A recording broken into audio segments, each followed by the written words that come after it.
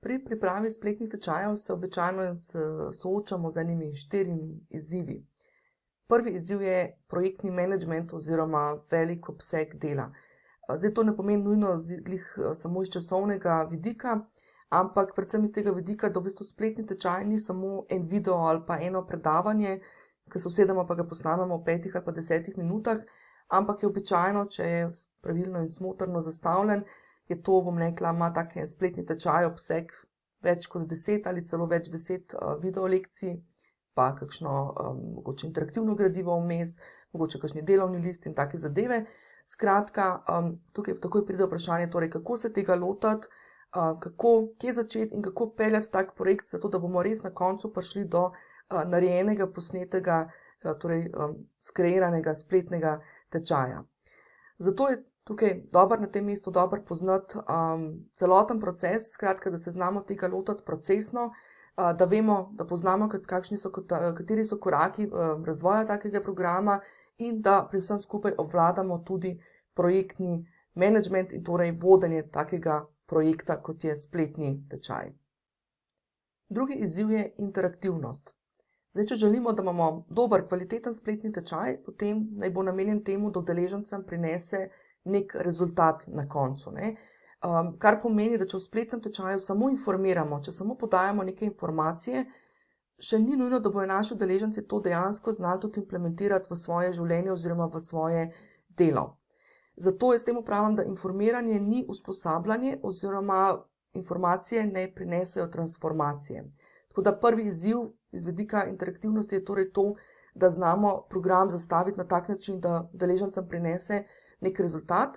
Na drugi strani pa drugi vidik interaktivnosti, pa zdaj tukaj ne mislim interaktivnost v smislu interakcije med udeleženci, ne, ker če delamo spletni tečaj za samostojno učenje, pravzaprav interakcije ni, za razliko recimo od moderiranih programov, ampak aktivnost kot vpetost. V angleščini uporabljajo izraz engagement oziroma da je udeleženec engaged, kar pomeni, da je vpet oziroma vključen v ta proces in da aktivno predeluje spletni tečaj, skratka, da ni samo nek pasiven gledalec, ampak da ima dejansko, aktivno vlogo pri predelovanju tega spletnega tečaja.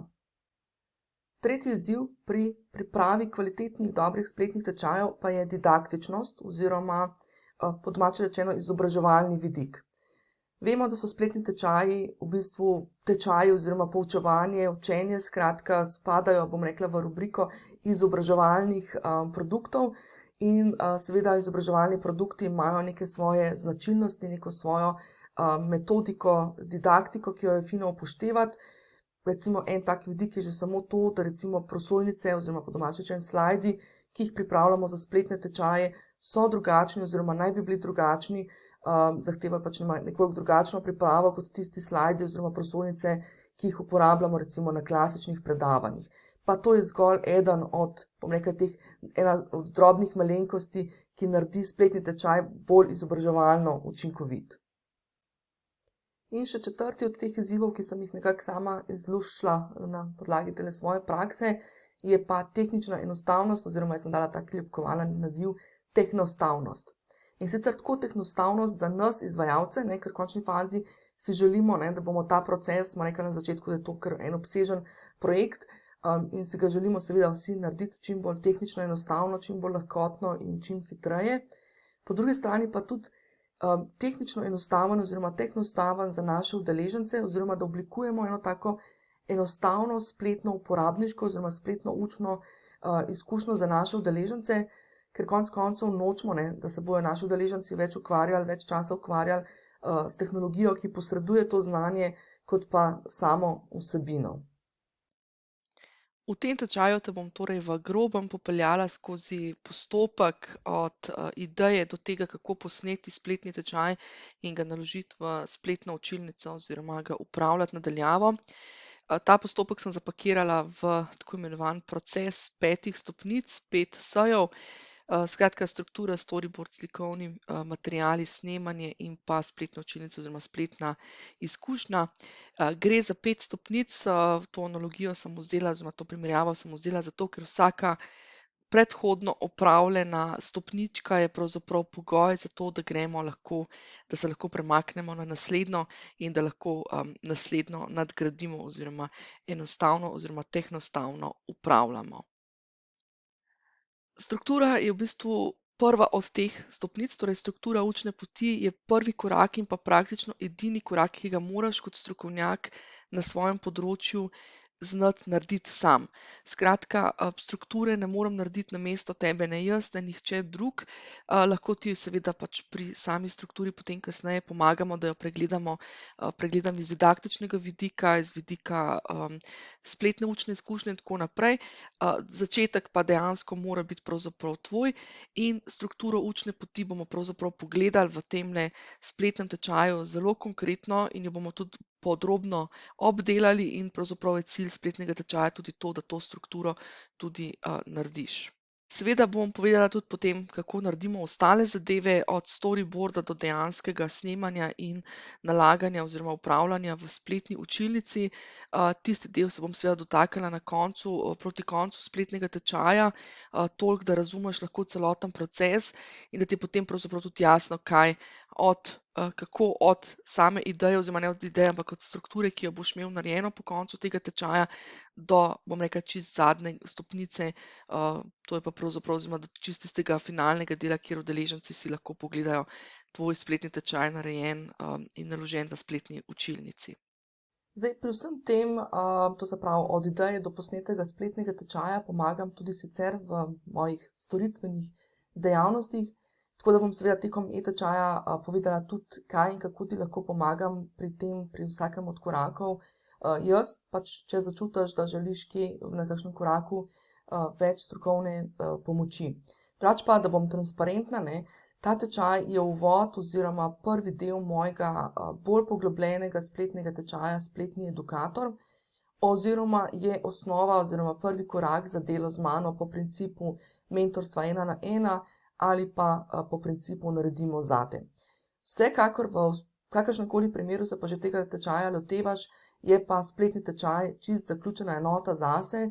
Skratka, boš dejansko imel nekaj od tečaja in dejansko tale spletni tečaj prinaša na koncu tudi konkreten rezultat.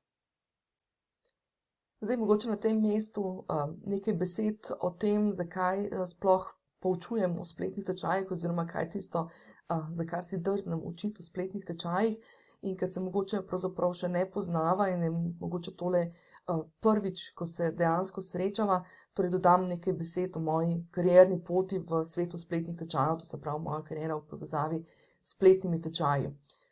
Študirala sem pedagogiko in v bistvu po čistem golem naključju, ki mogoče niti ni naključje, ne, sem začela raziskovati tudi področje poučevanja preko spleta, to se pravi, kako se da ta prenos znanja narediti učinkovito preko spleta. In v resnici sem prva leta, to je bilo tam nekje od leta 2003 pa tja do 2006, to počela zgolj za hobi, tako bom rekla, se doma učila, raziskovala in tako naprej.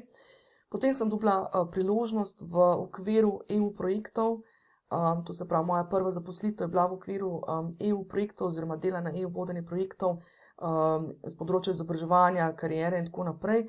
In v okviru teh projektov sem dobila priložnost delati, bom rekla, neke take manjše izobraževalne projekte v povezavi s spletnim poučevanjem.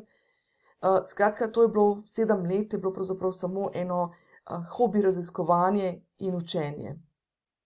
Torej, to je bilo mojih prvih 7 let raziskovanja in učenja, potem sem pa nekje konec leta 2010 dobila priložnost svoje znanje nadgrajevati in raziskovati dalje v okviru v korporativnem okolju, to se pravi e-learning industrija v korporativnem okolju, kjer pa sem v bistvu šla iz tega potem, da nisem samo več bila tista, ki delam spletne tečaje, ampak sem začela voditi skozi proces druge osebe, kar je potem seveda majčkeno drugačen princip. Od leta 2018, ko sem šla na svojo lastno pot, na svojo samostojno pot, delam tudi s samostojnimi izvajalci, to se pravi z izvajalci, ki svoje znanje, svoj know-how prodajajo neposredno na izobraževalnem trgu. Drugače pa med mojimi, bom rekla, učenci in strankami najdejo tudi izobraževalci in organizatorji izobraževanj na ljudskih univerzah In pa v zadnjem času sem se počasi vrnila tudi nazaj k mojim koreninam, to se pravi, k delu z večjimi podjetji. V vsem tem času, torej to je praktično 20 let, raziskovanja in konkretnega dela v e-learning industriji, sem skratka razvila neko svojo, metodologijo, ki temelji seveda na andragoških principih in spoznanjih. Skratka, vse te andragoške principe in spoznanja, ki so nekako ključna, tudi pri spletnem izobraževanju, seveda zapakiram v čisto praktični vidik, to se pravi, da znamo to implementirati in narediti, bom rekla, v, praktični obliki. Je pa ta metodologija pravzaprav uporabna, povsod v neformalnem izobraževanju.